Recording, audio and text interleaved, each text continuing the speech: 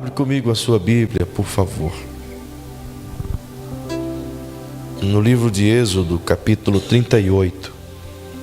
Êxodo, capítulo 38, verso 1. Essa é um relato da obra já feita, diferente do capítulo 27, verso 1.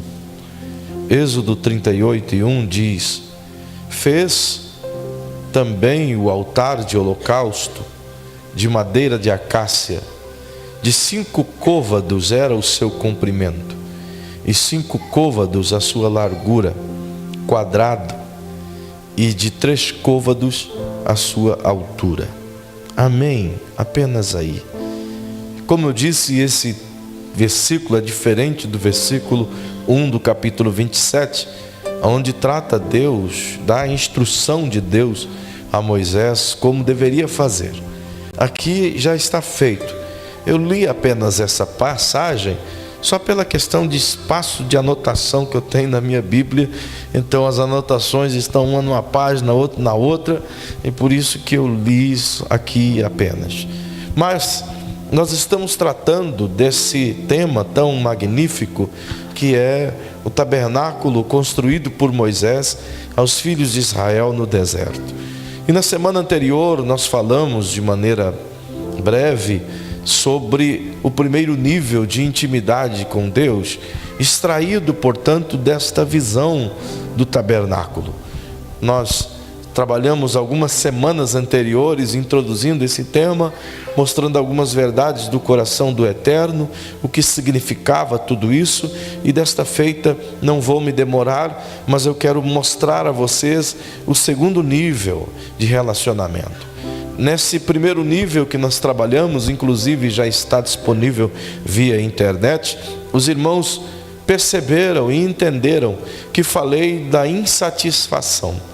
À medida que as pessoas se aproximavam do santuário, do lugar santo, ou do chamado tabernáculo, elas viam de longe o muro branco feito de linho fino branco, ladeado de algumas colunas ou estacas de bronze que cercavam o tabernáculo, de modo que era impossível acessar o tabernáculo por conta dessa parede de separação, esse muro. E eu também vos mostrei de que, ao observar a brancura do linho, a beleza do linho, dava a entender que o corpo necessitava, de que a vida necessitava, de que o ser necessitava de uma purificação para estar tão branco quanto aquele linho diante da presença do Eterno. E ao mesmo tempo, quando percebia isso, olhava para as colunas de bronze que estavam lado a lado de cada parede de linho, que significavam, portanto, julgamento e salvação. E todas as vezes que se olhava para essa coluna de bronze, inevitavelmente entendia as pessoas que para ela se tornar tão limpa, tão pura, ela precisava de julgamento de seus pecados. Era impossível se aproximar de Deus se ela não acreditasse, não entendesse que ela precisava de ter os seus pecados julgados. É por isso que sobre cada estaca, eu vos ensinei que fora colocado como que uma cobertura, um capacete de prata, assim como as faixas que estendiam sobre os varais, e assim como os colchetes e as argolas que fixavam a corda de pelo de cabra, a estaca de bronze no chão, tudo isso com seu significado, sendo que a prata é símbolo de redenção, símbolo do sacrifício que o Cristo fez para assumir a nossa culpa. Portanto, está uma mensagem clara de redenção só nas paredes do átrio, isto é, desde o linho branco, desde o cobre ou bronze, e a prata como símbolo da redenção, fazendo-nos saber também que aquela corda de pelo de cabra fixada a uma estaca de bronze no chão, fazendo-nos lembrar de que o pecado nos ainda mantém agarrado às coisas terrenas que um dia foi julgada pelo pecado. Logo, entenda que tudo isso tem uma significativa mensagem, o apontamento de uma única porta que você pode perceber ali na frente, que é a porta do átrio, isto é, um espaço enorme de 9 metros, onde abria-se e dava acesso às pessoas ao tabernáculo. Logo entenda que essa era a única porta, portanto toda a mensagem em volta do tabernáculo culmina para a mensagem de que Jesus é a porta, Jesus é o caminho, de que sem Ele não há acesso ao Santo dos Santos, nem tampouco ao lugar santo, e de maneira nenhuma há acesso à salvação, sendo Ele o único caminho, a única porta. Portanto, todas as estacas, todos os linhos finos e todas as coberturas indicam assumidamente que Jesus é o único Senhor capaz de levar o homem até Deus. É por isso que o Novo Testamento é o cumprimento da sombra do Antigo, isto é, estas cenas todas mostradas por Moisés, como diz a Bíblia, é a sombra do que haveria de vir. É como se fosse uma parábola, como se fosse uma maquete, como se fosse um apontamento, e de fato tudo isso veio a acontecer para a glória do nome do Senhor. Logo percebam que em volta disso tudo nós trabalhamos esse quesito de entrar pela porta, de aceitar a salvação do Cristo, entender a necessidade de entrar por Jesus, de crer nele como Senhor e Salvador, mas que a maioria das pessoas se contentam em entrar no átrio e permanecer lá. Aonde podemos trabalhar bastante, de maneira clara, essa permanência, essa tranquilidade, esse conformismo, essa estagnação, essa maneira de aceitar a fé e ali se aportar como um barco no porto, enfim, lançar a âncora e não partir nem para frente, nem para trás, nem para a esquerda, nem para a direita, e ali descansar na fé como se aquilo fosse o único estágio. E a gente entendeu que ali a porta é apenas o ponto de largada, a linha de largada, e não o fim da linha. Perceba, portanto, que chamamos esse primeiro nível de insatisfação. Por que insatisfação? Estar agradecido por tudo aquilo que Deus fez até então, agradecido pelo perdão, agradecido pela cura, agradecido pela filiação, agradecido pelo reino, agradecido pela vida que nos é dada, agradecido pela provisão diária, mas sem dúvida nenhuma insatisfeito, porque sabendo que existe ainda um caminho longo a ser trilhado e que pode ser por qualquer pessoa que vai através do Cristo alcançar a intimidade do Eterno, que seria no lugar santo. Portanto, insatisfação foi o primeiro nível que trabalhamos, a primeira coisa que deveríamos sentar em nosso coração, de estar realmente insatisfeito. Eu espero que nossos corações de fato estejam aquecidos o suficiente para se tornar completamente insatisfeitos. Volto a dizer, não insatisfeito quanto a bens materiais, quanto à vida física, porque esta, disse o apóstolo Paulo, olha, tendo o que comer e o que vestir, estejais contentes. Mas nós fazemos completamente diferente dele. Nós queremos ter tudo de sobra, que comer, que vestir, que andar, tudo de sobra. Entretanto, não falo de bens físicos nem materiais. Falo do maior bem de todo ser humano, que seria a convivência, o pleno relacionamento com o Eterno, a face de Deus. E perceba que em todo tempo a ideia de Deus é essa: buscar a minha face. Por quê? Porque as pessoas se acostumaram a buscar apenas as mãos. E existe até igrejas que pregam apenas as mãos. É fato. As mãos traduzem a bênção, traduzem o cuidado, traduzem o favor. Mas o que é melhor? Ter o favor, a bênção, ou ter o que favorece? Ter a bênção ou ter o que abençoa? O que é melhor? Você ser simplesmente visitante ou você ser filho? E a ideia de Deus vai muito mais além. Portanto, a insatisfação nos leva a querer mais, a buscar mais, a desatar nós dentro de nós e buscarmos algo além daquilo que a gente viveu até então. Se você quiser compreender isso, busque na internet. Você vai ver no site da igreja que tem o que falamos, e você pode ligar as pontas e perceber o que está acontecendo. Agora, esta noite, nós vamos falar desse segundo nível, e está baseado em um objeto que você consegue ver na sua tela, diante dos seus olhos. À medida que a pessoa entra pela porta, vai se deparar com um altar enorme diante dela. E esse texto que a gente acabou de ler é exatamente o que Deus mandou fazer. Ele disse: Moisés, a planta é essa, você mande fazer um altar de 2 metros, aproximadamente 2,25 metros de tamanho, e de 1,40 m de altura. Pode variar, como disse já, devido ao número do côvado, ao valor do côvado que era usado naquele tempo, que não há nada preciso. Varia entre 43 centímetros, entre 45 centímetros e 48 centímetros. Então essa variável pode nos dar outras medidas. Entretanto, trabalhar na média de 2,25, assim como o tabernáculo tinha a medida correta de 46 metros ou 48 metros de largura, aliás, de comprimento, por 25 metros ou 22,5 metros de largura. Perceba, portanto, que tudo Deus dá a medida correta, certinho, para que eles fizessem. E o que Deus dá agora a Moisés é a planta de um altar. E Deus dá exatamente o modelo como deve ser feito. Deus diz: olha, você vai fazer o altar de madeira desta feita, não de cobre inteiro. Você faça primeiro um caixote de madeira, e de madeira de acácia. E algumas outras versões chama-se madeira de cetim, do que é uma madeira realmente especial. Já vos citei que a acácia, ela tem uma propriedade de filamentos tão duradouros que ela resiste em intempéries de tempo, de clima, durante muito tempo. Essa madeira enterrada, segundo dizem cientistas, no subsolo, ela debaixo do solo, ela é capaz de durar em torno de 1.500 a 2.000 anos no subsolo, sob umidade. Ela é realmente fortíssima.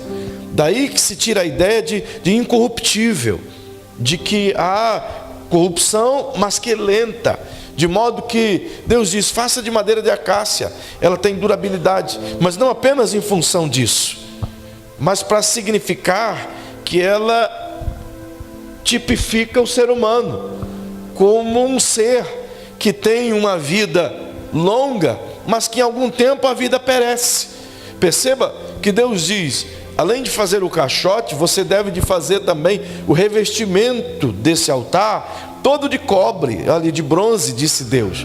E o fez, mandou colocar 2 varais de cada lado, argolas, para que os varais pudessem ser conduzidos e as pessoas movessem esse altar do lugar. Deus disse: você deve fazer também como que uma grelha dentro do tabernáculo, aliás, dentro do altar. E Deus deu até o modelo da grelha, para que ela descesse até uma altura apenas, e a cinza caísse no chão, e os sacerdotes pudessem tirar a cinza. Deus disse: olha, façam também baldes, tudo de cobre, façam também pás, façam também paveses para puxar a cinza.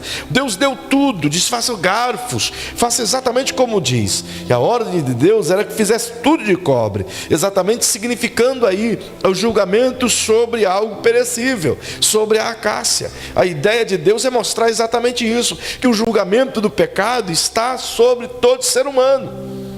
Então esse altar foi colocado justamente diante da porta, que tipificamente chamávamos e chamamos de Jesus o Cristo. Agora perceba que ao entrar no átrio, a primeira coisa que se tem, a primeira visão que se tem, é um objeto de morte. Deveria ser diferente, mas à medida que você entra pela porta, tudo que você vê é um altar de morte, pois o altar não significava outra coisa senão morte. Altar não é símbolo de vida, altar era símbolo da morte, porque lá era era imolado, era degolado os animais em sacrifício pelo pecado. Logo entenda que o que Deus quer que de fato fique visível de maneira clara às vistas de todo homem, é que ao entrar no átrio, ele vai se deparar com o julgamento claro dos seus pecados. Ele vai entender que para ele continuar, ele precisa ter a consciência plena de que os seus pecados foram pagos. Ele entrou pela fé em Jesus, mas para ele continuar, ele precisa se deparar com o preço pago. E todas as vezes que olha ao altar, ele se lembra que tem que pagar por ele. que o pecado exigiu que alguém morresse no lugar. E essa peça traz a ideia de Deus como um lugar de expiação de culpa. Isto é, o altar foi instrumentalizado para que o homem que pecou, ele pudesse pegar um animal limpo, sem mancha, e conduzir até o tabernáculo. E chegando lá, o sacerdote analisaria o animal e perceberia que ele não tem nenhum problema, pode ser sacrificado. Então pegava o animal e fazia um ritual diante do que estava ofertando. E o que estava doando o animal, ele tinha que, diante do sacerdote, colocar a sua mão direita sobre a cabeça do animal, como que se identificando com o animal, como que transferindo todos os pecados dele para o animal, entende? E o sacerdote fazia todo esse ritual e pegava o animalzinho. E Levítico 1, do capítulo 1, versículos 1 ao 9, mas precisamente no versículo 4, diz exatamente o modelo, como ele fazia essa transferência de culpa para o animal. Então o sacerdote pegava o animalzinho indefeso, inocente, e chegava perto do altar e degolava o animal e tirava o sangue completamente, e com o sangue molhava as 4 pontas do altar, que era chamado de chifres, que representa governo, que representa misericórdia, que representa autoridade, que libera perdão. Os chifres identificam isso. E perceba que enquanto ele fazia isso, os auxiliares abriam o animalzinho, tirava as vísceras, tirava a pele, tirava a cabeça, e a Bíblia chama de fissura do que são as vísceras. E então ia até a pia de bronze e lavava todas essas peças, essas fissuras, as tripas, os órgãos internos, era tudo lavado. E trazia tudo isso limpo, sem excremento, sem nenhuma impureza. Trazia sobre aquele altar. Enquanto isso o sacerdote colocava a lenha. E quando colocava as peças das carnes em cima, acendia fogo e fazia um belo de um churrasco. E a Bíblia diz que isso subia como cheiro suave a Deus. Talvez seja por aí que a gente herdou o desejo de comer carne assada, porque o pai gostava muito desse negócio, de sentir o cheiro. E a Bíblia diz que sentia como cheiro suave diante dele. Que coisa! Mas perceba que isso tinha que ser feito todo dia. Todas as vezes que o cara pecasse, ele tinha que fazer isso. E o pior, não era apenas isso. Conforme as tribos foram colocadas em volta do arraial, então ele via que pecou, ele ia lá no rebanho e pegava um cabrito, ou se fosse uma oferta pacífica, um cordeiro, e passava puxando aquele animalzinho por meio de toda a congregação, ia diante do altar. Então toda a congregação de Israel, 3 milhões de pessoas, ao saber que ele estava puxando o animalzinho, estava com certeza dizendo: fulano pecou, olha lá, acabou de pecar, vai ter que sacrificar o outro. E se ele fosse no outro dia dizer: pecou de novo. Imagine 30 dias do mês, cabe a pecador, pecou de novo. E ele tinha que fazer isso repetidas vezes.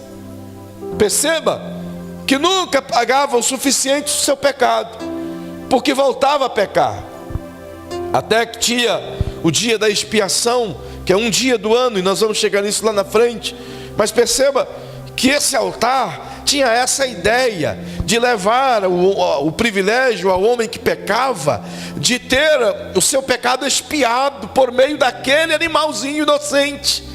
Afinal de contas, é a Bíblia que diz em Hebreus no capítulo 9 e o versículo 11 ao versículo 22, que não há como ter remissão de pecado sem derramamento de sangue. Então tinha que derramar um sangue inocente. Isso dá a entender que Deus aceitava o sangue inocente pela culpa de outro. Tudo isso como uma projeção para o futuro, tudo isso como um apontamento para a cruz. Perceba como Deus trabalha de uma maneira tão linda. E é fato que a Bíblia diz, no Salmo 103, diz a palavra que o Senhor não nos tratou conforme os nossos pecados. Pergunte para quem está ao seu lado: já imaginou se Deus te tratasse de acordo com os teus pecados? Eu penso que o julgamento da culpa seria diferente. Se Deus me tratasse de acordo com os meus pecados, talvez eu não estaria aqui. É evidente que desde esse tempo, Ele, a sua infinita misericórdia, não tratava as pessoas de acordo com o nível de pecado delas. Ele aceitava que um animal inocente fosse sacrificado no lugar de um homem. E diante disso, é que Ele projetou um outro altar, do que no Novo Testamento a gente poderia chamar esse altar de a cruz do Cristo. Só que diferente, de uma maneira tão diferente, porque nesse altar do tabernáculo precisava de um sacerdote para sacrificar o animal em prol de outro. Mas para o sacerdote sacrificar o animal no lugar de outro, ele também tinha que sacrificar um animal pela manhã e outro animal à tarde. Eu, se fosse sacerdote, eu teria que sacrificar um animal bem cedo e no final do dia sacrificar um outro pelo meu próprio pecado, porque eu iria fazer sacrifício em prol de outro. Haja animal. E nunca terminava essa oferta pelo pecado. Então agora vem a sombra apontando para o que de fato é real. E vem o Cristo que não precisa de sacerdote para fazer, porque a Bíblia diz que Ele mesmo se ofereceu, Ele mesmo se entregou como cordeiro imaculado, Ele mesmo deitou sobre o altar a cruz, Ele mesmo permitiu ser pendurado, e como uma ovelha muda diante dos seus tosqueadores, Ele não abriu a sua boca, mas Ele foi ferido pelas nossas transgressões e foi moído pelas nossas iniquidades. Pelo que nós olhávamos para Ele e não víamos beleza alguma, porque o Senhor o agradou moê-lo, fazendo-o enfermar, e Ele levou sobre si todas as nossas dores, e levou sobre si todas as nossas enfermidades. Ele mesmo, aleluia, subiu ao altar. Então, se no Antigo Testamento há um altar de bronze, no Novo Testamento o altar é de madeira em formato de cruz. Por isso a Bíblia diz que Ele não nos tratou como merecíamos. Afinal, Paulo escreveu à igreja em Roma no capítulo 5 e o versículo 5 e 6, dizendo que Deus nos amou sendo nós ainda pecadores. Perceba que esse ato de Jesus, essa ação de Jesus, nos transportou de um reino de morte para um reino de vida. Então aquilo que nos obrigava a sacrificar um animal, pela atitude do Cristo, exposto por Paulo à igreja em Colossos, em Colossenses capítulo 2, verso 9 em diante, e precisamente é o verso 14 e 15, onde Paulo diz que o Cristo triunfou de todas as coisas das trevas da cruz, quando pegou a cédula de dívida, que nas ordenanças de Deus, isto é, na lei, era contra nós, e dizia que nós estávamos condenados pelo pecado que havíamos praticado, e mesmo que fizéssemos expiação todo dia, através de um animal, ainda assim no outro dia continuaríamos pecado. Mas Ele pegou o nosso escrito de dívida e cravou na cruz, e dele triunfou, dizendo: eu os perdoei para sempre. Livres. Aleluia. A ação de Cristo na cruz não foi apenas por um dia, mas foi para toda a eternidade. O perdão que Jesus nos deu na cruz não é apenas para aquele momento. E quer saber, não foi apenas para os teus pecados do passado. Aleluia. Eu queria que você jogasse a mão sobre o ombro de quem está ao seu lado. Oh, aleluia. E dissesse para essa pessoa querida: a ação de Jesus na cruz perdoou os teus pecados do passado por completo, de tal maneira que nem Ele se lembra mais. E quer saber mais? Diga: a ação de Jesus da cruz perdoa os seus pecados do presente. E quer saber mais? Diga: a ação dos pecados na cruz, a ação de Jesus na cruz perdoou, perdoou, perdoou, perdoou os seus pecados que ainda não foram cometidos.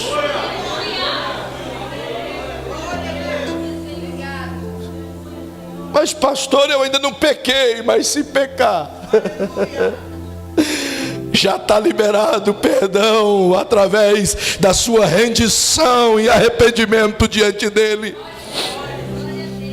Diz o escritor aos Hebreus: ele não precisa ser crucificado de novo, porque o sacrifício dele foi de uma vez por todas. O sangue de bodes ou de touros ou de bezerros, disse o escritor, não poderiam dar essa liberdade. Mas Cristo, tendo ousadia para entrar no Santo dos Santos, de uma vez por todas, expiou os nossos pecados para toda a eternidade. Então você não precisa viver mais escravo do pecado, porque Ele já te libertou do pecado. Então você pode olhar para aquilo que te escraviza e dizer: eu já fui liberto. E você não pode continuar no domínio da minha vida, porque o domínio do pecado foi derrotado na cruz. Aleluia. Oh, se você entendesse isso, irmão, como tudo mudaria na sua vida. Aleluia. Sabe por que eu me alegro? Porque eu sei quem eu era. Sabe por que eu me alegro?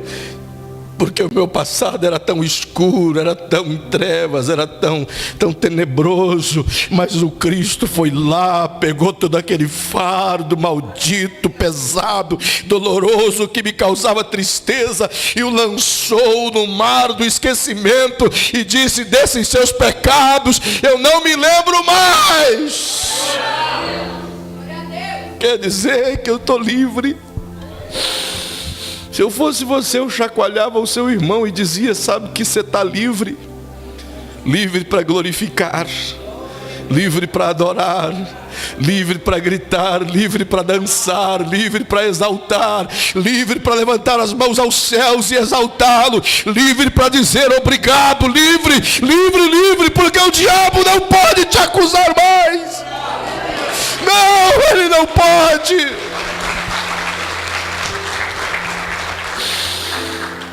Oh, Jesus maravilhoso.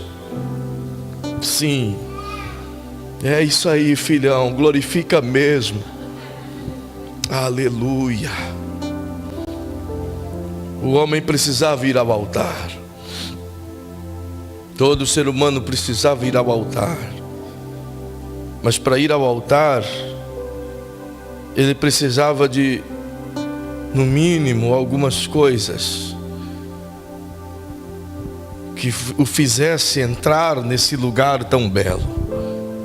Entenda, estando ele na sua tenda, estando ele na sua casa, no arraial de Israel, sabedor que pecou e que ele pudesse ir ao altar de holocausto, a primeira coisa que tinha que incendiar o seu coração é um sentimento de reconhecimento Ele tinha que reconhecer que pecou.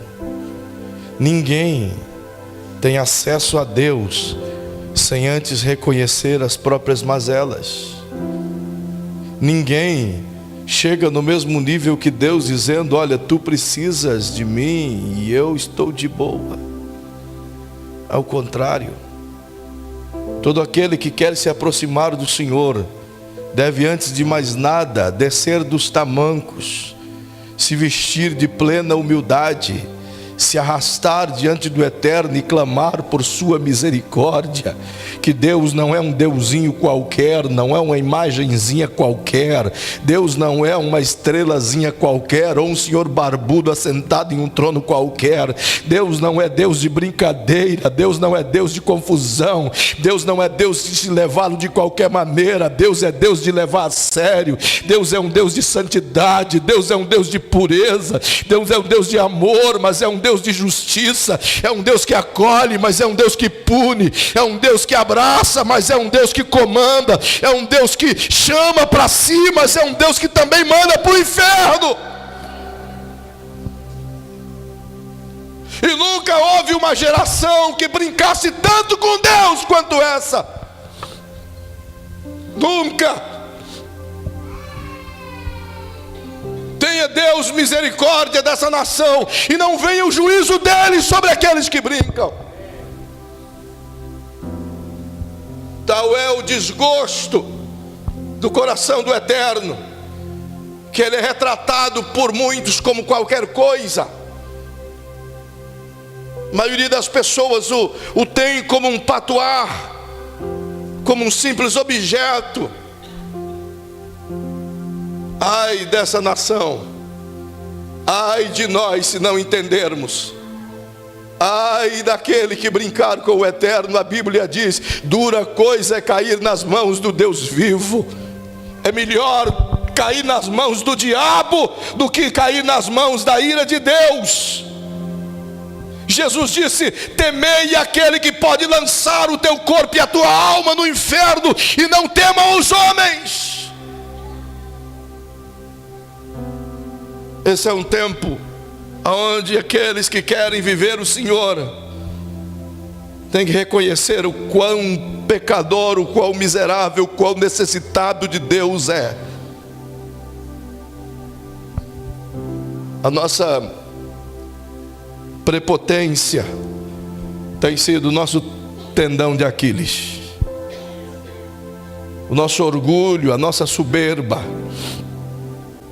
em achar que chegamos a um nível de crença, de santidade, de tranquilidade, que Deus agora está contente conosco.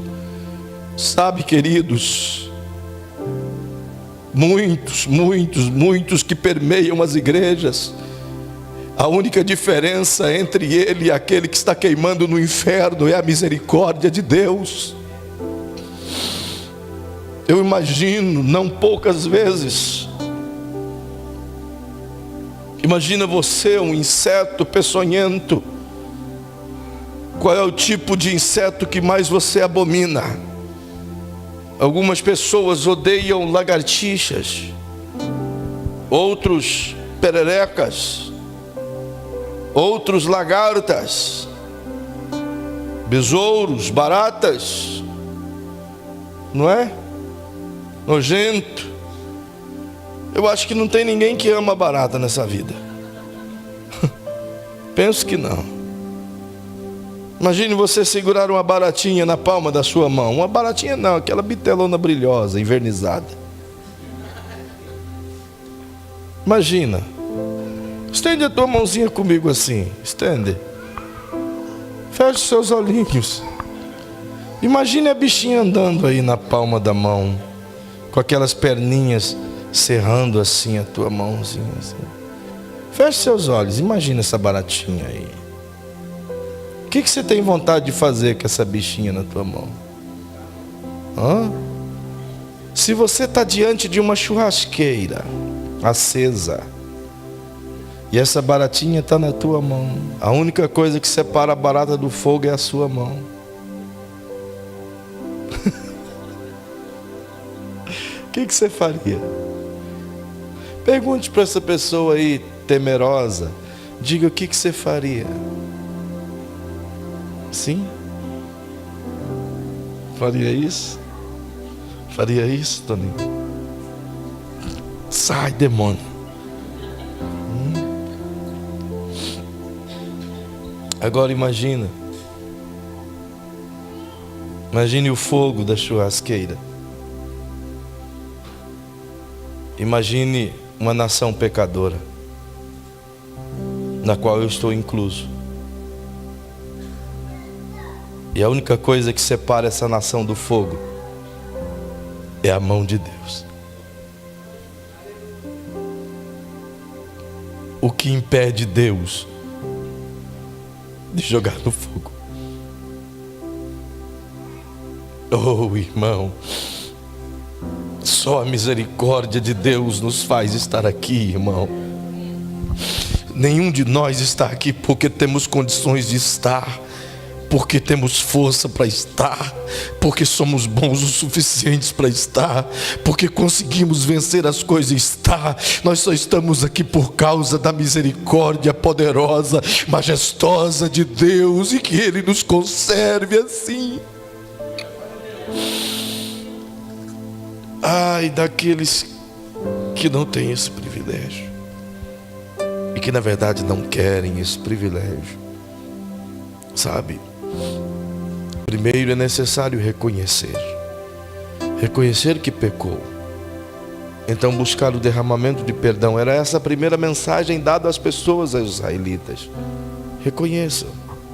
Segundo, era necessário ele mesmo fazer isso. Nenhum daqueles homens que levavam os animais a serem sacrificados eram coagidos a fazê-lo, eram obrigados a fazê-lo. Tinha que partir de si mesmo, tinha que ter uma voluntariedade para isso. Eles tinham que querer fazer isso. O cara poderia se negar, dizer: não, eu não pequei. Se não, pensa comigo, irmão. Tenta imaginar isso comigo. Eu vou parar por aqui já, tia. Fique tranquilo, tá bom? Pensa comigo. 3 a 5 milhões de pessoas no arraial de Israel. 3 a 5 milhões. Um altar apenas. Poucos sacerdotes. E 3 milhões de pessoas. Então agora imagina o que fazia com que os homens dessa tribo ou dessas tribos se levantasse e dissesse: preciso oferecer um sacrifício a Deus, porque pequei. Não era porventura mais fácil ficar quieto? Pensa comigo, não era? Quem daquela gente toda, Brandão, ia saber que ele pecou? Não era mais fácil ficar quieto do que amarrar um cabrito numa corda e sair puxando pelo meio do arraial? Era mais cômodo dizer: ninguém viu, ninguém sabe, né? Mas por que eles faziam isso com tanta veemência? Por quê? Pergunte para quem está ao seu lado: por quê? Diga assim: porque todos tinham a certeza de que Deus andava no meio do arraial. Eles pensavam: se eu trombar com Deus, se eu sair ali fora e Deus estiver ali, eu tenho orado para que esse temor do Senhor, irmão, venha sobre a igreja dele, sobre a nossa igreja, sobre a nossa vida. Eu tenho orado todo dia para que as pessoas guardem os seus pés para entrarem diante do Eterno. Tenho orado todos os dias para que diante das tentações as pessoas pensem: não vou pecar porque sei que Deus está aqui. Oh, irmão, esses homens podiam se esconder, mas eles sabiam que não há possibilidade de esconder da sombra do Altíssimo. O que faz a gente pensar que seremos inesculpáveis, que faz a gente pensar que por sermos batistas, Deus irá nos poupar de juízo. O que faz a gente pensar, porque somos dizimistas, fará com que Deus poupe-nos. É por isso que o clamor do Senhor, ao terminar a sua palavra profética, no livro do Apocalipse, ele diz: quem é santo, santifique-se ainda. Quem é justo, justifique-se ainda. É uma vida constante de temor, de busca pela misericórdia de Deus. É hora de pararmos com a hipocrisia desse evangelho falsificado, irmão. Não ser crente porque fulano é crente, ou porque é gostoso ser crente, mas ser crente porque Deus é Deus. Ser crente porque se eu não for eu vou para o inferno. Não sei se você acredita nisso, mas tem uma pancada de crente que não acredita que existe inferno. Quer saber? Existem pastores aqui nessa cidade que acreditam que não tem inferno. E desculpa, que ensina no seminário batista que não tem inferno. Tem que ler Bíblia, irmão. Tem que voltar para a cruz. Esses caras não pecavam, ou quando pecavam, entendiam: eu tenho que pagar o mico. Custe que custar, mas eu tenho que ir para o altar puxando um bodinho. Coitado do bodinho. Eu imagino que quando na mangueirinha onde é que tinha os bodinhos, quando vinha o cara com a cordinha, os bichinhos já diziam: mais um, vaza fora. É igual visita de pastor em sítios. Antes era assim. Quando o pastor ia chegando, as galinhas já ficavam com as perninhas para cima, porque sabia que ia morrer.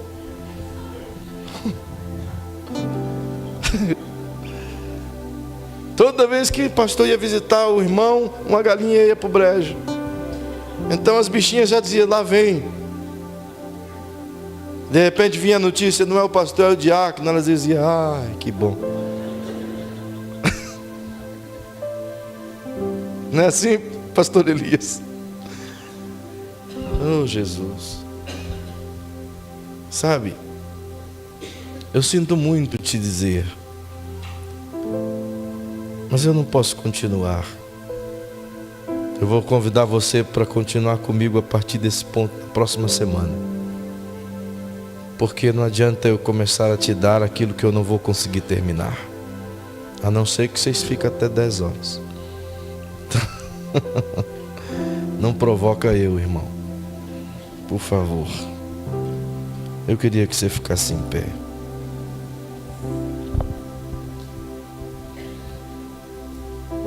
Precisamos sair daqui esta noite cônscios de que a única coisa que nos garante entrar no céu é o sangue precioso de Jesus, que nos lavou na cruz. Precisamos ter a certeza plena de que não podemos viver pecando, mas que se de alguma maneira pecarmos, nós temos um advogado para com Deus, a saber, Jesus Cristo nosso Senhor. E Ele diz que se confessarmos as nossas culpas, o sangue de Jesus Cristo nos purifica de todo pecado. Precisamos sair daqui esta noite cônscios de o que nos vai nos garantir a certeza de que entraremos no céu pelas portas, ou que seremos achados dignos de sermos chamados como noiva do Cordeiro. Não é o título de cristão, não é a placa de uma denominação, não é a honra que recebemos pelo tempo de ministério, não são as nossas obras, não são nossas boas ações, mas é puramente a misericórdia derramada através do sangue de Jesus. O evangelho que vivemos hoje, o evangelho das associações, o evangelho do preço pago, é aquilo que propõe que a gente tenha que fazer coisas ou pagar coisas para que alcancemos a graça de Jesus. Você não tem que fazer nada disso. Jesus já fez tudo. Ele já pagou todo o preço. Ele já limpou as nossas feridas. O que resta nos fazer é realmente crer nesse perdão e saber que Ele já nos perdoou, e que se o Cristo nos perdoou, quem poderá nos acusar? Como diz o apóstolo Paulo aos Romanos no capítulo 8, a partir do verso 31, quem poderá nos condenar se Cristo já nos deu a liberdade? Se Jesus já nos justificou, quem poderá nos acusar de coisa alguma? Quem levantará acusação contra aqueles a quem o Cristo não imputou pecado? Disse Paulo: pois estou certo de que nem a morte, nem a vida, nem a altura, nem a profundidade, nem o presente, nem o porvir, nem a espada, nem a fome, nem a peste, nem a tribulação, nem a angústia, nenhuma destas coisas poderá nos separar do amor de Deus que está em Cristo Jesus, nosso Senhor. Aleluia.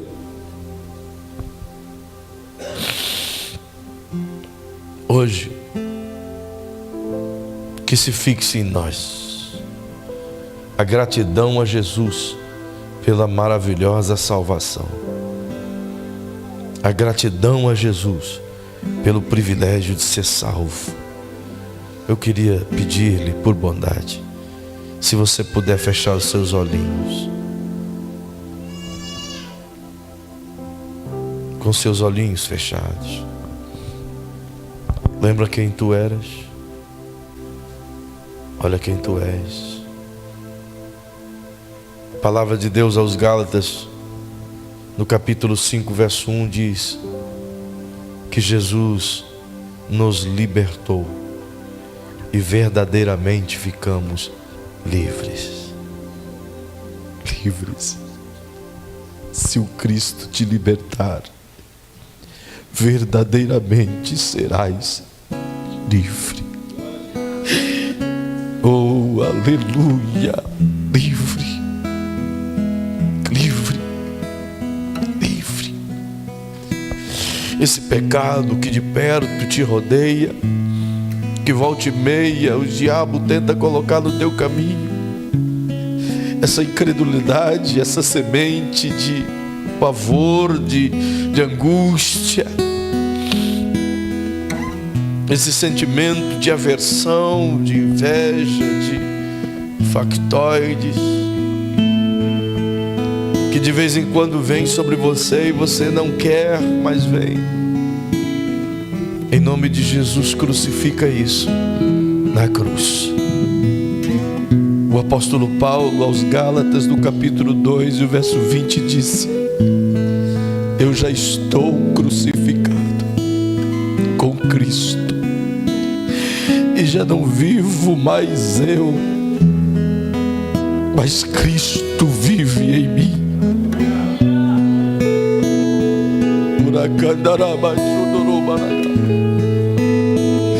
Oh, aleluia. Seus olhos fechados, objetivando a tua alma, Eu me rendo pra conhecer-te mais, pra conhecer conhecer-te mais, eu me rendo, eu me rendo pra conhecer-te mais, pra conhecer-te mais, eu me rendo, eu me rendo pra conhecer-te mais, pra conhecer-te mais. Aleluia. Se renda a Ele. Você já foi alcançado por Ele. Você já foi alcançado pela graça dEle. Ele derramou tanto amor sobre você e em você. Só que você talvez não tenha entendido que esse amor derramado é um convite para ir mais além. É um convite para se aprofundar no seu rio, para navegar em águas profundas. Então, por um momento, se pode, ao menos por um momento, desconecte-se de tudo aquilo que te envolve. Desligue-se dessa terra e experimente deixar o teu coração navegar nele, você encontrá-lo, apenas encontrá-lo. Ele me disse esta manhã que ele tem se sentido completamente ignorado por essa nação. Uma irmã me perguntou por que o motivo da minha tristeza. A tristeza não é minha, a tristeza é dele. Ninguém gosta de ser ignorado. Ninguém gosta. Ninguém gosta de ser mais um. E meu pai principalmente. Então vá um pouquinho mais além. Fale algo que você nunca falou para ele. Desate a sua garganta e diga a ele o quanto você o ama. Talvez nunca o fizesse. Não trate-o como uma força, trate-o como seu pai, e ele te tratará como filho.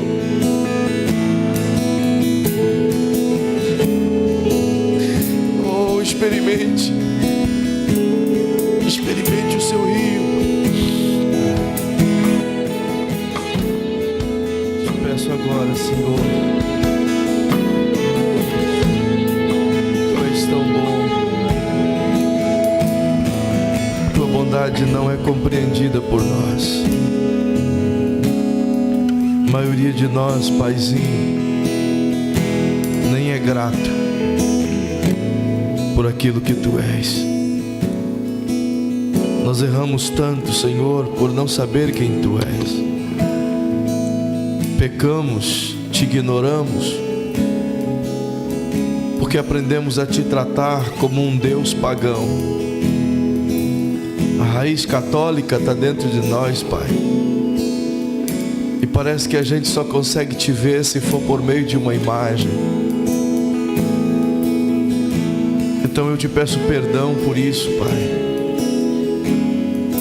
Eu Te peço perdão pela nossa ignorância. Eu Te peço perdão pela nossa distância.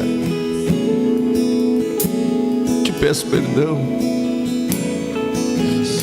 E Te peço, Senhor, dá-nos o privilégio de navegar um pouco mais no Teu rio, de ir mais além. Essas pessoas que estão aqui esta noite, Pai, o estão porque o Senhor está trazendo. Muitos outros não quiseram ouvir o Teu convite, o Teu chamado. Mas esses que estão aqui, Pai, não estão por acaso. Talvez sem saber entenderam o chamado do Teu Espírito, Senhor. Então revela a eles o teu coração, meu Pai. Abba, Pai. Abba, Pai. Paizinho amado, Paizinho querido, eu te amo, Pai. Eu te amo, Pai, eu te amo. Peço-lhe que abençoe o teu povo, Pai, uma vez mais. Que a tua misericórdia, que o teu amor os acompanhe. Que a quinta-feira deles sejam abençoadas. Que os seus dias sejam tão abençoados. Concede, Senhor, as experiências necessárias para viverem em Ti. Realiza, Senhor, as obras necessárias para que encontremos a Tua glória. Outra vez te peço, nos perdoa. Despede o Teu povo que Te ama, Pai, em Ti. Não se sinta só, meu Pai. Existem alguns que estão contigo, Tu sabes disso. Não se sinta só. Se você puder abraçar o seu irmão, e ao invés de dar um simples abraço e ir embora, abraçá-lo, orar com ele, e com esse seu abraço, com essa sua oração, encerra o culto que você veio fazer. Abraça o teu irmão, ora com ele, diga: vamos buscá-lo mais, vamos entronizá-lo mais, vamos amá-lo mais, vamos dizer o quanto ele é bom, vamos.